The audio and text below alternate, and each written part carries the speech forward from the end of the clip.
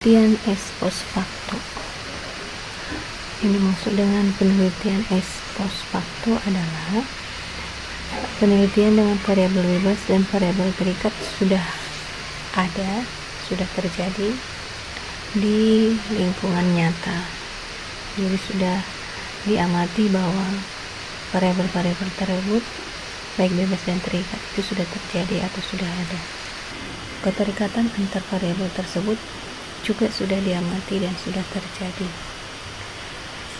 Nah, gunanya melakukan penelitian ex post facto adalah untuk melacak kembali faktor penyebab tersebut apakah sudah sesuai dengan dugaan atau sesuai dengan kenyataan atau sesuai dengan teori. Jenis-jenis penelitian ex post facto ini ada dua, yaitu penelitian korelasi dan penelitian kausal komparatif.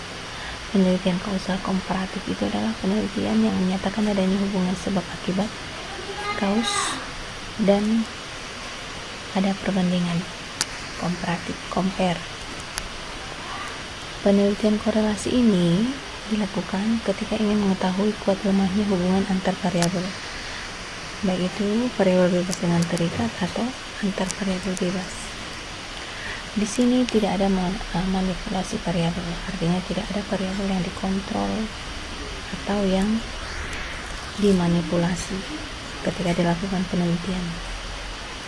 Tingkat hubungan dalam penelitian korelasi dinyatakan dengan koefisien korelasi atau R, di mana interval korelasi ini berada di antara -1 sampai 1.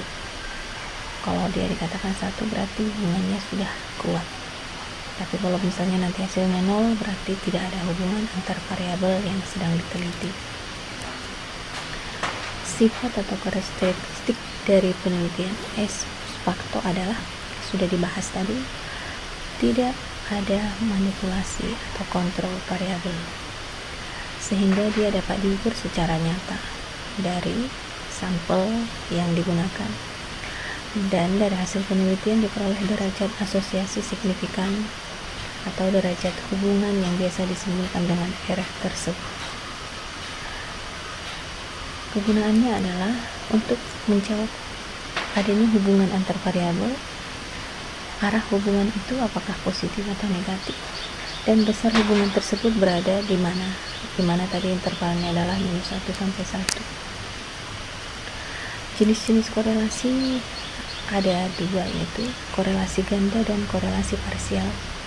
Korelasi ganda ini adalah variabel bebasnya lebih dari 1, sehingga yang dilihat adalah hubungan dari lebih dari satu variabel bebas terhadap variabel terikat. Korelasi parsial adalah berasal dari kata korelasi partisi atau korelasi yang diukur secara terpisah-pisah, secara sebagian-sebagian, tidak secara serentak jika variabel bebasnya lebih dari 1. Interpretasi atau arti dari korelasi tersebut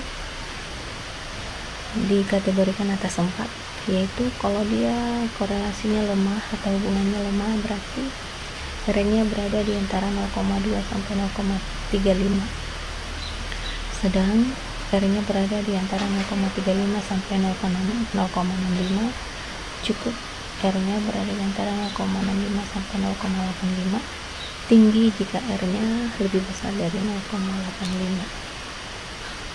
Untuk apa digunakan? Analisis atau penelitian ex post facto itu adalah untuk, seperti yang sudah diungkapkan tadi, adalah untuk melihat informasi hubungan.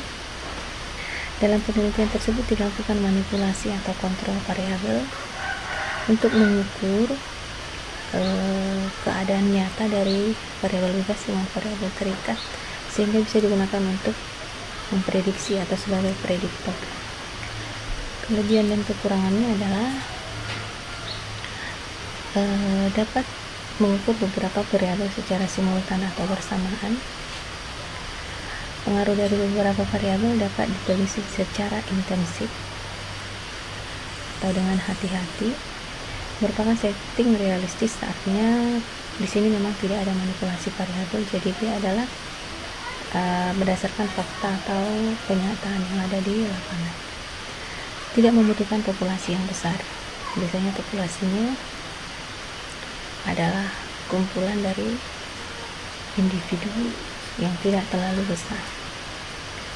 Persamaannya dengan penelitian yang lain adalah tidak melakukan manipulasi variabel, yaitu kemudian tidak ada variabel kontrol.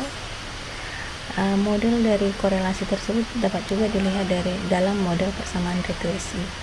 Sedangkan perbedaannya dengan penelitian deskripsi adalah tidak mengidentifikasi variabel bebas dan terikat atau tidak mengidentifikasi korelasi. Membedakan variabel bebas dan variabel terikat untuk melihat hubungan sebab akibatnya ataupun untuk membandingkan. Persamaan dan perbedaannya dengan penelitian eksperimen adalah kalau eksperimen terlebih dahulu mencari penyebab, kemudian mencari pengaruhnya. Jadi dicari dulu yang mana, variabel mana yang menyebabkan variabel yang mana, kemudian dicari pengaruhnya.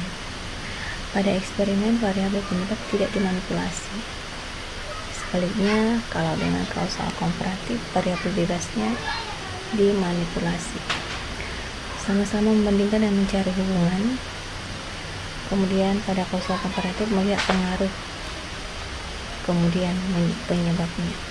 Penelitian komparatif secara random membuat grup, kemudian memberikan variabel untuk dimanipulasi. Grup ini adalah seperti sampel nantinya kalau sudah dilakukan dalam penelitian.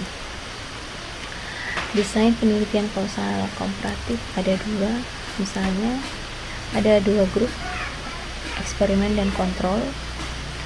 Variabel bebasnya untuk yang pertama diberikan perlakuan, tapi yang kontrol tidak diberikan perlakuan.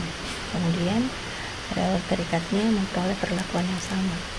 Kasus B-nya, variabel bebas dan variabel kontrol memperoleh perlakuan yang berbeda, tetapi variabel terikat memperoleh perlakuan yang sama.